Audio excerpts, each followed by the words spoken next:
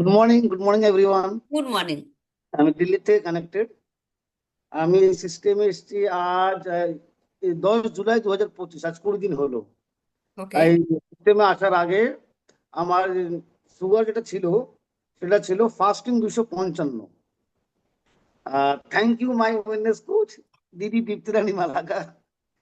আর 20 দিনে কালকে আমার খাওয়া দাওয়ার পর আমার সুগার ছিল 85। ওয়াও। মানে পিপি আমার 85 চলে এসেছিল। বসে আছে দিল্লি থেকে।